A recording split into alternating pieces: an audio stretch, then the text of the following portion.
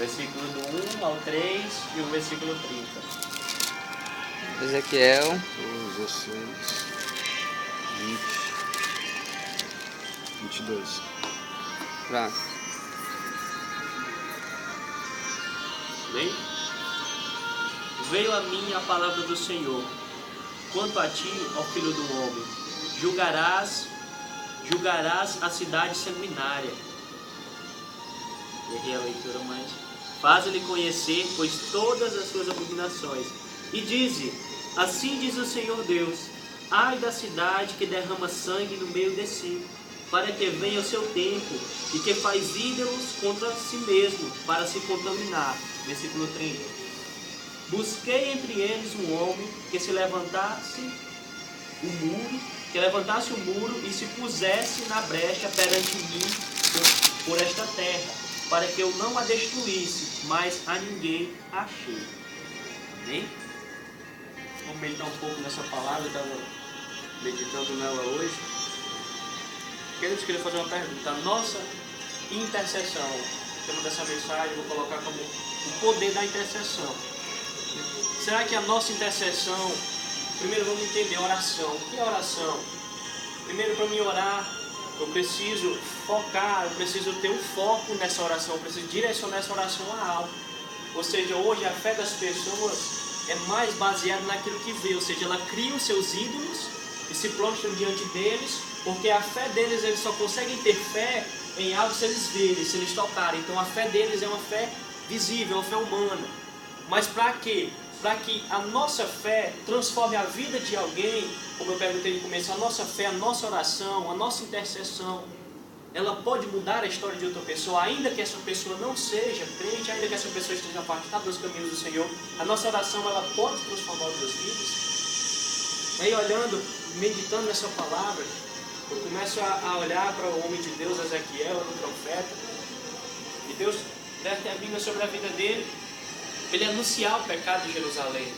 Nessa época, Jerusalém estava vivendo um tempo de frieza espiritual, ele estava vivendo um tempo distante do Senhor, ele esqueceu dos seus mandamentos. A Bíblia, como acabamos de ler, estava criando seus próprios ídolos, como eu acabei de falar. Muitas vezes a fé natural, vamos simbolizar a fé natural. A fé natural é que eu tenho fé que quando eu chegar em casa, eu vou encontrar lá minha mãe, meu pai em casa, ter uma comida, eu tenho convicção, não estou vendo que eles estão lá, mas eu creio que quando eu chegar, meu pai e minha mãe vão estar em casa. Por quê? Porque isso é diário. Toda vez que eu saio do meu trabalho, eu chego em casa, ou vocês, quando a esposa e o filho em casa, eu não estou vendo eles, mas eu sei que quando eu chegar em casa, eles vão estar lá. Por quê? Porque isso é uma fé natural. Eu não vejo, mas creio. Com Deus é diferente. Ou seja, Deus trabalha na contramão da lógica humana. Ou seja, é que quando aquilo para mim se torna impossível, agora Deus começa a agir. É por isso que Hebreus 11:1 ele diz, olha, que a fé é o firme fundamento das coisas que não se vê, mas é a certeza daquilo que se espera. Ou seja, eu não vejo. Às vezes eu preciso de uma cura na minha família, eu preciso de uma cura de uma enfermidade, de uma doença, eu preciso de uma cura, eu preciso de uma restauração financeira, eu preciso de uma restauração de um casamento, mas naturalmente eu não consigo ver isso. Por quê? Porque a circunstância está caminhando para dizer que não. Ou seja, todo mundo olha e diz, olha, não tem mais jeito, a sua história não tem mais jeito, a sua vida vai continuar assim, você nunca vai conseguir crescer, você nunca vai ser alguém na vida. Então, isso são as pessoas que têm a fé natural, elas olham e já determinam o seu futuro por aquilo que você é hoje. Só que Deus é diferente, quando Ele olha para você hoje, Ele já te deu a oportunidade de capacitar, de transformar grande no teu futuro. Essa é a diferença do Deus vivo que servimos. O Deus que servimos, quando deixamos Ele entrar na nossa vida, sabe o que Ele faz? Ele vai no nosso passado, que outra hora foi um passado de trevas, um passado que erramos, que trazemos muitas feridas para o nosso presente hoje, coisas que às vezes ainda nos assombram, medos do passado, frustrações, relacionamentos, coisas que frustraram nossa vida. Agora o nosso Deus, quando servimos a Ele, Ele vai lá no nosso passado, apaga a nossa culpa, restaura. E agora hoje, que não tinha fé nem esperança no futuro. Por quê? Porque o meu passado determinou para mim. O mundo é assim. Aquilo que eu nasci, se eu nasci assim, eu cresci assim, eu vou ser assim. Aquele ditado que diz, pau que nasce todo, nunca se tirei. Com Deus é diferente. Ou seja, olhou para o passado, determina o seu futuro. Mas não é assim.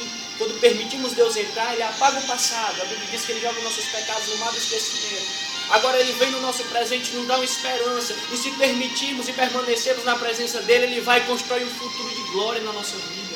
Ele restaura a nossa história, Ele muda a história da nossa família. E agora aquilo que as pessoas olharem e dizem que não tem mais jeito, elas vão ver que contemplar e vão dizer o que foi que aconteceu. E você vai dizer assim, foi o meu Deus que fez. Foi Ele que realizou, foi Ele que transformou, querido. Por isso que às vezes é tão difícil passar por certas coisas que estamos passando hoje, por perseguições. É tão difícil se firmar no caminho do Senhor, porque é caminhar realmente na contramão do mundo. Voltando para o contexto da história, nós vemos um povo idólatra, um povo que esqueceu do Senhor, um povo que esqueceu dos feitos de Deus. Aí Deus agora fala para Ezequiel no versículo 30, Busquei um entre o povo, entre uma nação, entre uma cidade. Eu procurei um que se encontrasse na brecha, mas eu não encontrei. Aí no versículo 31 ele diz assim: por isso derramei sobre eles a minha indignação e os consumirei com o fogo do meu furor, fazendo com que seu caminho recaia sobre a sua cabeça, diz o Senhor Deus. Queridos, nós observamos que a nossa intercessão ela tem poder. Nós vamos entender isso na próxima história que nós vamos ver. É muito importante a gente orar por outras pessoas. Queridos, você está aqui, eu estou aqui hoje porque alguém lembrou da gente em oração. Porque Deus tocou em alguém para orar pela sua vida. Por quê? Porque a Bíblia diz que o mundo jaz do maligno. Ou seja, você está aqui, mas nós não conseguimos ver, se Deus não permitir, o reino espiritual que envolve esse lugar. Há uma batalha sendo travada muito grande, querido. Só quem está sensível ao Espírito Santo consegue entender. Por isso que sempre eu pergunto, olha, não deixe que essa reunião seja mais uma reunião, porque não é. Quando você começa a proclamar a palavra do Senhor, quando um de nós se prontificamos a estar aqui na frente, há uma batalha espiritual muito grande para as palavras não saírem, o inimigo setando nossa mente, querendo travar, querendo que você não receba, endurece o seu coração e você não creia nesse Deus que transforma, que liberta, que reconstrói uma nova história. Então nesse momento há uma grande batalha, mas também a Bíblia diz que onde tem 1, 2 ou 3 reunidos em seu nome, aí o nome do Senhor, aqui o Senhor se faz presente, querido. Então Deus está nessa tarde aqui. O inimigo ele pode estar ao derredor, como a Bíblia diz, mas aqui é uma comitiva de anjos ao nosso lado, nos protegendo. O inimigo querendo entrar, queridos, mas ele não consegue. Por quê? Porque aqui estamos protegidos. Nós temos que ter essa fé, querido. Uma fé que Deus existe. É como o ar que respiramos, não vimos, mas sentimos a presença. Sentimos Ele aqui. Sentimos Ele nesse momento, cuidando da nossa família, do nosso lar. E tudo aquilo que as pessoas dizem a nosso respeito, que a nossa mente muitas vezes diz que nós não somos dignos, não somos mesmo. Mas Ele decidiu nos amar. Não é porque você é bom, mas Ele escolheu te amar. Ele escolheu te amar do jeito que você é. Então não temas, porque eu serei contigo. Glória. Não temas, não deixe o inimigo nos acusar, não. Ele já é um derrotado. Ele já é um derrotado. Nós não. O Senhor nos chama de filhos nessa tarde. Filhinhos amados. Ele tem uma nova história para a nossa vida, que nós vamos entender. Nesse período da cidade de Jerusalém, Deus não encontrou um intercessor. E assim Deus executou o seu juízo contra aquele povo. Agora vamos olhar uma história diferente. Creio que não precisa de tanta pressa, vai ser mais ou menos o mesmo tempo, né? Queria que eu pedir para vocês abrirem Êxodo 32, versículo 9. Que a gente possa entender essa mensagem.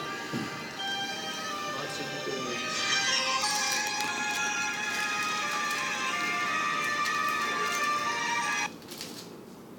Amém?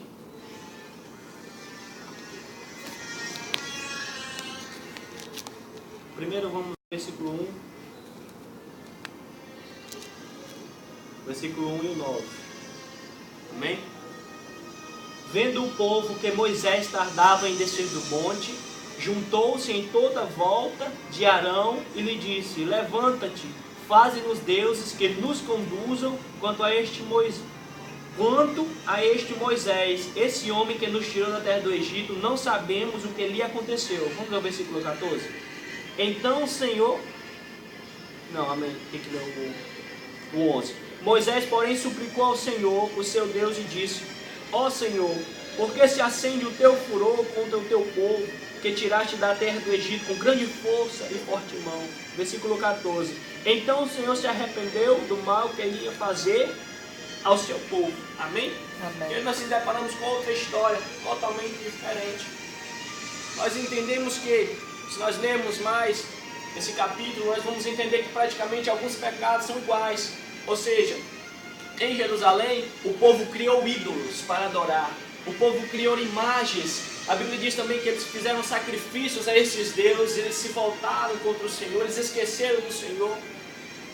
Paralelo a isso, nós vemos a história de Moisés aqui com o povo, quando Moisés sobe o monte para orar. Aí o povo agora decide criar um Deus. Agora eles chamarão Arão. Precisamos de um Deus para adorar, em outras palavras. Moisés sumiu aí, não sei que hora ele vai voltar, nós precisamos de alguma coisa para a gente ver. Eu quero alguma coisa, cria alguma coisa, Arão, faz alguma coisa aí. Aí Arão vai, dá ordem aos homens que peguem as joias, todos os ouros, brincos, tudo de valor, e trazem a ele. Agora ele cria, a Bíblia diz que ele cria um bezerro de fundição. Ele derrete aquele ouro e agora ele faz um bezerro. E agora o povo começa a adorar, começa a idolatrar, também faz sacrifícios a esse Deus, pecado semelhante. Mas agora nós vemos o Senhor prontamente, eu não li, mas o Senhor prontamente vai falar para Moisés: Moisés, desce lá. O povo se corrompeu, o povo agora criou ídolos, o povo criou um ídolo, agora estava oferecendo sacrifícios a ele. O povo, aí Deus vai e fala, só para a gente ficar bem claro, no versículo 9: disse ao Senhor a Moisés: tenho visto este povo, e é povo obstinado. Agora, pois, deixa-me, para que o meu furor se acenda contra eles e consuma. Então farei de ti uma grande nação. Ou seja, o Senhor revela a Moisés o que estava acontecendo lá embaixo. O Senhor disse que ia executar o juízo. Aí Moisés, agora diferente da história de Jerusalém, Moisés se encontra na brecha.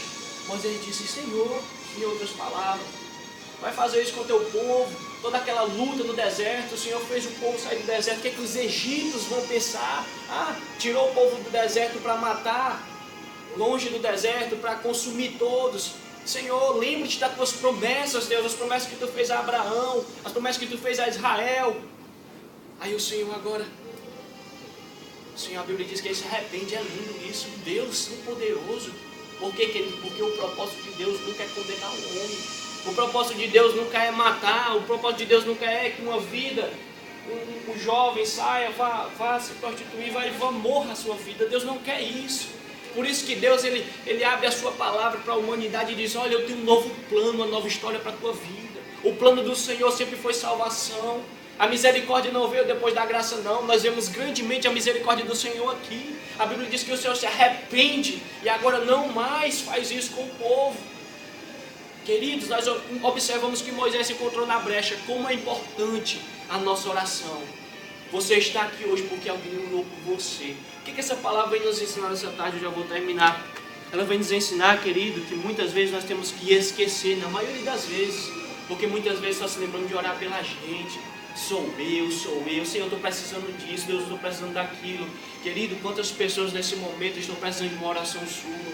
Quantas pessoas nesse momento? Por isso que na hora que eu estava tentando lembrar esse louvor, o Espírito Santo, Deus me lembra, esse louvor que fala de comunhão, esse louvor que fala de amor. Não é esse amor eros que fala, amor eros é o amor de homem, a mulher, esse amor mentiroso que o mundo diz que o homem não pode dizer que ama o homem, que isso é errado. Não, que ele é um amor ágape, é um amor incondicional.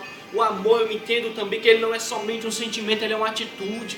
Porque Jesus na cruz do Calvário, ele teve que tomar uma atitude. Deus disse: olha, Deus amou o mundo de tal maneira. Essa tal maneira quer dizer, ele tomou uma atitude, desceu do céu para morrer por mim e por você. Então decida, querido, muitas vezes esquecer os seus problemas e se colocar na brecha. Porque enquanto você se coloca na brecha, digamos, eu me coloco na brecha pela vida do meu irmão Adilson e abençoo a vida dele. Senhor Jesus, eu estou passando por tanta coisa, mas Deus visita ele nesse momento. Visita as causas do teu filho, querido. Nesse momento Deus toca no Walter lá na casa dele. Aí o Walter começa a interceder pela minha vida. Aí o Walter, ninguém está orando por ele. De repente Deus fala com o Elton. O Elton começa a orar pelo Walter. Querido, o Senhor vai trabalhando dessa forma. É assim que Deus trabalha. É um intercedendo pelo outro. Que nós possamos trazer esse ministério da intercessão para a nossa vida. O Senhor tem me tocado muito nessa palavra. Tem falado muito. Porque é algo que impacta. É algo que muda a história. Nós entendemos que a mesma situação, que são histórias diferentes. A história de Jerusalém, por não ter alguém para interceder por aquele povo, ele pagou um alto preço. Deus exerceu juízo. Agora nós vemos a mesma história, agora com algo diferente, com um futuro diferente. Por quê? Porque se encontrou na brecha. Então, querido, com a sua oração você pode mudar a história de uma pessoa. Então traga essa palavra para o seu coração nessa tarde, amém? Eu queria fazer algo diferente. Eu queria pedir o Walter orasse pela vida do Wellington. Eu oro pela vida do Edilson, depois o Edilson ora pela minha vida, o Wellington ora pela vida do Walter. Essa troca de abençoar, querido, porque, querido, nós temos que entender que, olha aqui nas nossas mãos, faça assim nas suas mãos, faça assim, nessas mãos, querido, a autoridade de Deus. Nas suas mãos a autoridade de abençoar vidas. Nas suas mãos, a Bíblia diz que sobre nós o Senhor derrama poder e autoridade para curar toda sorte de doenças, de enfermidades.